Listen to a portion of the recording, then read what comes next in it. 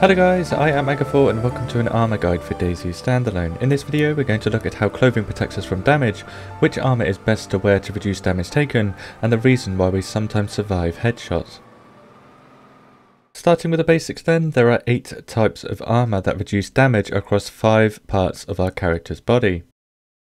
On your head, you have hats or helmets, glasses and masks that protect you. On your torso, you have shirts or jackets, vests or backpacks that protect you. On your arms, which includes your hands, only your shirt or jacket protects you. On your legs, only your pants protect you, and on your feet, only your shoes protect you. Now, the quality level of clothing determines how much that piece of clothing will protect you. Here are the 5 different quality levels from highest to lowest: pristine, worn, damaged, badly damaged and ruined. Pristine absorbs roughly 50% of damage, where badly damaged absorbs roughly 40% of damage, so choosing higher quality level armor pieces is recommended for maximum protection. Ruined armor, on the other hand, does not protect you at all from damage, so ruined armor acts as if you're not wearing armor at all. Now, as we discovered from many tests, different variations of armor do not protect you less or more than other armor or clothing in DayZ Standalone. To keep these kind of tests fair, we would only loot damaged armor, then repair it to the worn quality level with a sewing kit, so all the armor we tested had the exact same quality level. For example, a repaired wool coat protects you the exact same amount compared to a repaired dress. On top of this, the model of the armor piece or clothing doesn't affect the absorption of damage. For example, shooting here while wearing a chest holster didn't protect me less compared to wearing an assault vest and shooting in the same location. To add to this, the model of the armor you're wearing does not increase your character's default hitbox. As we were testing, we discovered that stacking armor provides no additional benefits either, so wearing headgear, a mask and glasses doesn't protect you more than just wearing headgear. This goes the same for the torso. 3 pieces of chest protection only provide the same amount of damage absorption as a fresh spawn t-shirt or any other shirt or jacket for that matter. So in effect, the t-shirt, pants and shoes that we spawn in are as good as it gets in terms of damage absorption, especially seeing as they are all pristine. As a fresh spawn then, we absorb 50% of incoming damage to our torso, arms, legs and feet. The only missing part is headgear, and headgear is where armor gets interesting. Most headgear in DayZ has stats on it, like the boonie hat having 30 shock absorption or the motorbike helmet having 7,000 shock absorption, but the motorbike helmet also has a stat called Ballistic. Now, from all of our tests, the only variation we ever found in damage between variations of clothing was with armor that had the Ballistic stat on it.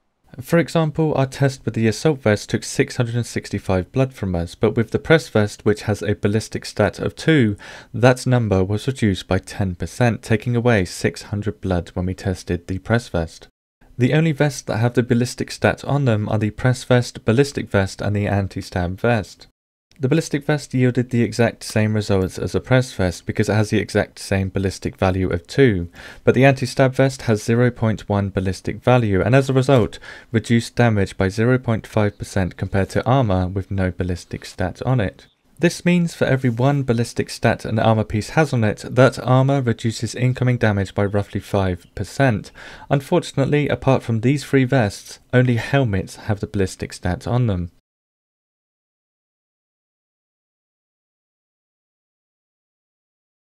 These helmets, because they have the ballistic stat on them, reduce damage taken more than hats and also absorb more shock damage due to their shock absorption stat.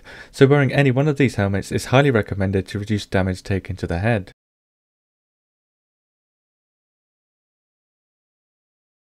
Now, as we were testing the absorption of different helmets, we accidentally discovered that you take less damage when you don't shoot center mass. So if you shoot at this angle, you inflict a significantly lower amount of damage compared to shooting directly in the middle of the head. This discovery answers why we can sometimes survive shots to the head. I've personally survived a Winchester headshot at 50 meters while wearing a ballistic helmet. So helmets are OP, wear one where possible. This also explains how bullets can sometimes travel through players because the player didn't absorb the brunt of the impact and the bullet continued traveling, meaning it is possible to kill 2 players with 1 bullet.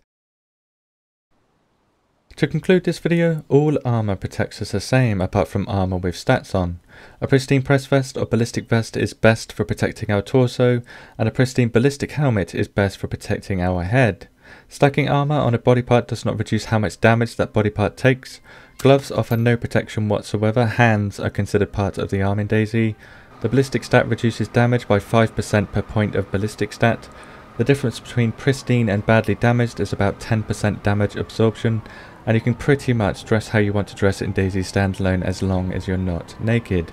Thank you for watching, and as a final tip, armor doesn't make you any better at driving.